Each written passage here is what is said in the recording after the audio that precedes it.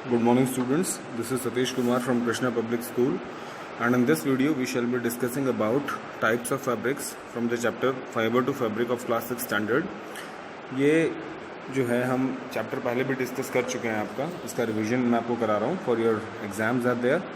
तो अब हम नेचुरल फैब्रिक्स की बात करेंगे। तो जो हमारे किससे बनते हैं, नेचुरल फाइबर से बनते हैं। तो सबसे पहला जो हमारा नेचुरल फैब्रिक होता है वो होता है कॉटन, जो हमारा कॉटन बॉल से बनता है। तो आपको पता होना चाहिए कि जो कॉटन के प्लांट्स होते हैं, जैसा यहाँ पे आपको शो हो रहा होगा इमेज में, इस टाइप के होते हैं।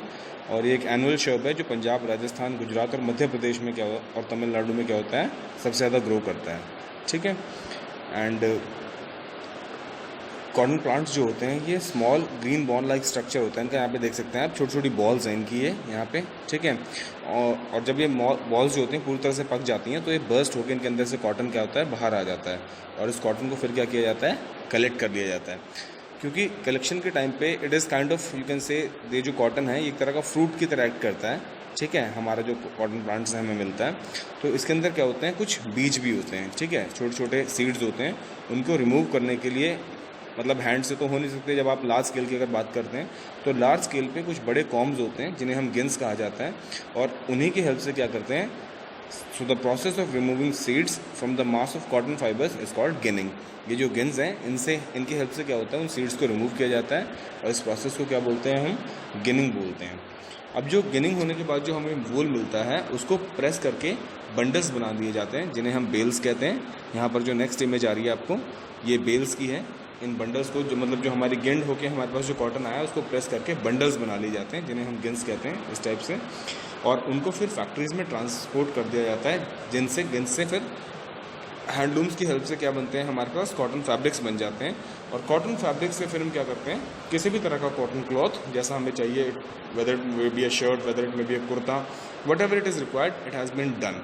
तो मतलब बेल से जो हमारे पास कॉटन फैब्रिक बनता है वो हैंडलूम की हेल्प से बनता है। जैसे यहाँ पे आपको कॉटन फैब्रिक शो हो रहे हैं अलग अलग कलर्स के। डाई होने के बाद कलर्स तो खैर उनको तब मिलता है, बट उससे पहले बेल्स क्या होते हैं, आपके हैंडलूम्स के थ्रू पास होते हैं, और तब हमारे पास इस टाइप के फैब्रिक्स, मतलब एक रॉ कपड़ा आ जाता है जिसको हम टेलर के पास देके स्टिच कराते हैं ऑफ आर डिफरेंट साइजेस।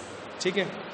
तो इस टाइप से आपका इस कपड़े का कुर्ता बन सकता है, साड़ीज़ बन सकती हैं, टॉवल्स बन सकते हैं, and anything can be made from this thing. अब हमारे पास जो नेक्स्ट नेचुरल फाइबर आता है वो होता है जूट। जो जूट होता है वो हमारा पटसन प्लांट से हमें मिलता है। और जो पटसन होता है वो क्लेई सॉइल में ग्रो करता है, जहाँ पर हमारा सबसे ज़्यादा प्लेंटी ऑफ रेनफॉल हो, ज़्यादा रेनफॉल की ज़रूरत होती है इसको। And the outer part of it stem contains fibres. और जो स्टेम वाला पार्ट होता है जूट प्लांट का, उसी के अंदर क्या होते हैं, फाइबर्स होते हैं।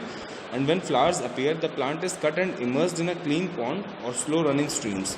और जब फ्लावर्स आ जाता है इनकी स्टेम्स के ऊपर तो उनको कट करके कहाँ पे डुबो दिया जाता है, उनको डिप करके रख देते हैं किसी साफ तालाब में या रनिंग स्ट्रीम्स में।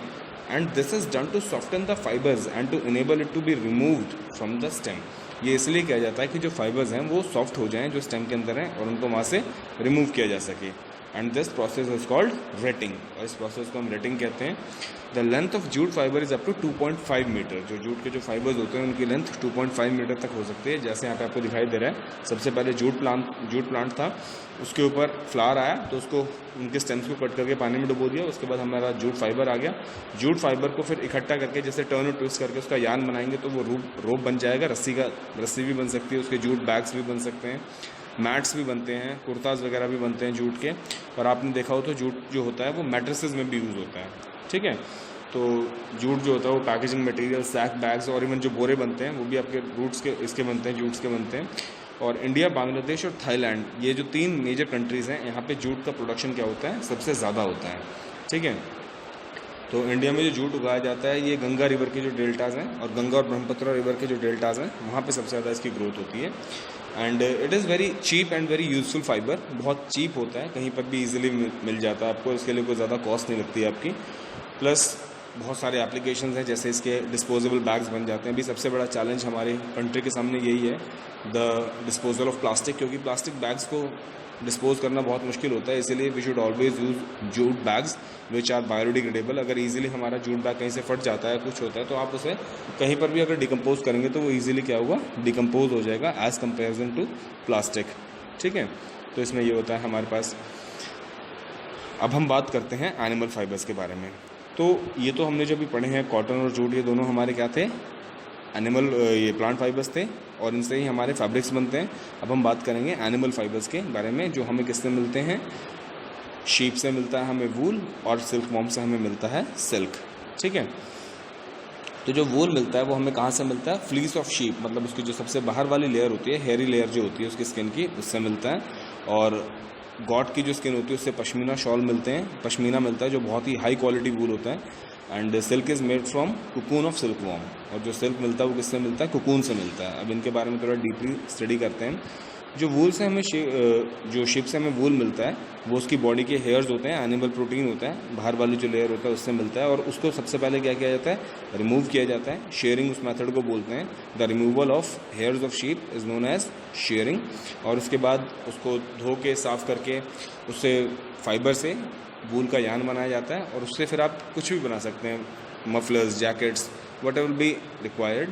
ठीक है, और जो वूल होता है वो इतनी वार्मथ हमें क्यों प्रोवाइड करता है, इसका रीज़न ये है कि जो वूल का जो फाइबर होता है उसके अंदर बहुत सारी एयर क्या हो सकती है, ट्रैप हो सकती है। और ट्रैप होने की वजह से एयर जो है it is a bad conductor of heat, तो जो हमारी बॉडी की हीट होती है उसको अंदर से बाहर नहीं जाने देती। ये बेसिक पर्पस होता है कि इस तरह से जो वूल का जो फाइबर होता है, जो वूल से बने हुए कपड़े होते हैं वो विंटर्स में इसलिए पहने जाते हैं क्योंकि वो हमारी बॉडी की वार्मथ को ट्रैप करके रखते हैं।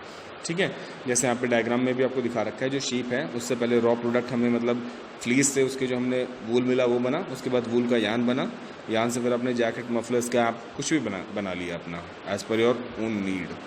ठीक है, अब देन बात करते हैं सिल्क के बारे में। जो सिल्क होता है उसको रेशम भी कहा जाता है सिंपल उसमें, और इंडिया में और एशियन कंट्रीज़ में सबसे ज़्यादा फेमस है ये।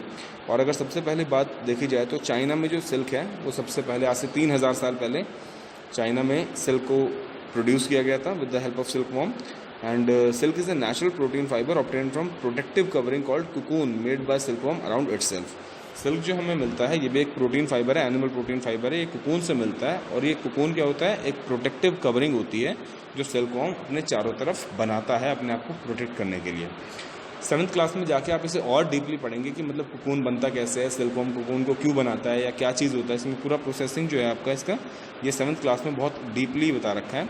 वहाँ पे जाके आप इसको बहुत अच्छे से पढ़ेंगे। उसके बाद the process of growing silk worms on mulberry trees and obtaining silk from them is called sericulture. तो जैसे हम शीप्स की रियरिंग करते हैं, शिप्स को पालते हैं, उनका डोमेस्टिकेशन करते हैं और उनसे फिर हमें मिल्क वगैरह भी मिलता है, और वूल सबसे मेजर कंपोनेंट है जो हमें शीप से मिलता है। उसी तरह से जो हमारे सिल्क वॉर्म्स होते हैं उन्हें भी हमें डोमेस्टिकेशन करने की ज़रूरत होती है, पालने की ज़रूरत होती है। और इनको पालने के लिए जो सबसे बड़ी रिक्वायरमेंट है वो होते हैं हमारे मलबेरी ट्रीज़। मलबेरी ट्रीज़ पर ही हमारे जो सिल्क वॉर्म्स हैं वो ईजिली क्या कर पाते हैं, ग्रो कर पाते हैं। ठीक है, एंड प्लस मलबेरी ट्रीज़ पे इन्हें पालना और इनकी मतलब जो भी इनकी पर्टिकुलर रिक्वायरमेंट्स हैं, जैसे इनको शेल्टर प्रोवाइड करना और फीडिंग, तो ये जो मलबेरी ट्रीज़ के जो लीव्स होते हैं उन्हीं को खा के करते हैं। इस पूरे प्रोसेस को सेरीकल्चर कहते हैं, मतलब डोमेस्टिकेशन और you can say bringing and growing up of these silk worms is known as sericulture. अभी जो सेरीकल्चर होता है सबसे ज़्यादा होता है आपका चाइना, जापान, थाईलैंड, ये 3 कंट्रीज़ हैं। मतलब ऑलमोस्ट देखा जाए तो सबसे मेजर कंट्री चाइना है जो प्रोड्यूस करता है सिल्क। ठीक है, बाकी जापान और थाईलैंड में भी सिल्क जो होता है अच्छी क्वांटिटी में प्रोड्यूस किया जाता है। अब यहाँ पर भी आपको इमेजेस दे रखी हैं कि कैसे जो सिल्क वॉर्म होता है उससे आपको सिल्क क्लोथ बनते हैं। जो सिल्क वॉर्म यहाँ पे देखिए कैटरपिलर की तरह है, और उसका जो कुकून है वाइटिश जो कलर का आपको फाइब्रस पोर्शन दिखाई दे रहा है उसके साइड में, दैट इज़ कुकून। इन कुकून्स को क्या कर लिया जाता है, अलग कर लिया जाता है सिल्क वॉर्म से। जैसे ये यहाँ पे हैंड में लिए हुए हैं सेकंड पिक्चर के अंदर, और फिर इनको क्या किया जाता है, बॉयल किया जाता है। बॉयल इसलिए किया जाता है ताकि सॉफ्ट हो जाएं, और फिर इनसे सिल्क फाइबर जो होता है उसको ऑब्टेन करके टर्न एंड ट्विस्ट करके उसका यान बनाया जाता है। और यान के बाद आपको पता ही है फिर उसके आप क्लोथ्स बना सकते हैं, फैब्रिक्स बनेगा, सिल्क का फैब्रिक बनेगा, and then with the help of that fabric you can make it any size of cloth या एनी फिटिंग क्लोथ। इस टाइप से आप किसी भी फिटिंग का इससे क्या कर सकते हैं, क्लोथ बना सकते हैं। So this is what about the plant fabrics and animal produced fabrics, जो डिपेंड करता है कि हमारा फाइबर कहाँ से आ रहा है। जैसे अगर प्लांट फाइबर्स की बात करें तो वो हमें कॉटन और जूट से मिलता है, और एनिमल फाइबर्स की अगर बात करें तो वूल और सिल्क ये हमें किससे मिलते हैं, शीप और सिल्क वॉर्म से मिलते हैं। Okay students, so this is what for your today's class, and thank you very much for listening so far. If you have any doubt you can text me on my WhatsApp number which is present there on the group. Thank you very much.